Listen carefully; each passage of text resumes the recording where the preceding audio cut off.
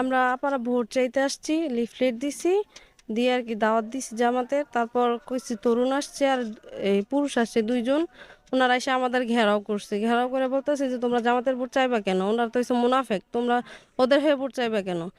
পরে অনেক গালাগালিজ করতেছে। আমরা বলতেছি তো প্রার্থী তো সবাই সবার কাছে যাইবো, তাই বলে কি আমরা আসতে পারবো না? আমাদের তো এটা প্রচারণা করার নিয়ম আছে। ওনারা বলতেছে না, চাইতে পারবি না, এই এলাকাতে আসলে তো ওদের ঠ্যাং ঠুং মানে বাইরে ভেঙে ফেলবো, তোরা এখানে আর আসতেই পারবি না, এই এলাকায় ঢুকতেও পারবি না। তারপর এগুলো বলতেছে আর খালি গালাগালাজ করে। আরেকবার যদি দেখে এদিকে আসতে তো তাদেরকে নির্যাতন করে ছেড়ে দিব। তোরা আর এই এলাকাতে আসতে পারবি না, তোরা আমাদের কাছে মাপ চেয়ে যা যে এই এলাকাতে আর আসবো না। এগুলো বলতেছে। পরে আলা বইলা পরে আমরা চলে গেছি। আচ্ছা, আপাতত আপনিও তো সাথে ছিলেন, কি হয়েছে আমাদেরকে আর যে একটু আমি বলবেন? এরা আটকায়া 71-এর দালাল, যুদ্ধ অপরাধী, এরকম নানান ধরনের মানে বিশ্রী ভাষা ব্যবহার করে এদেরকে আপনার ঘেরাও করে ফেলছে একদম।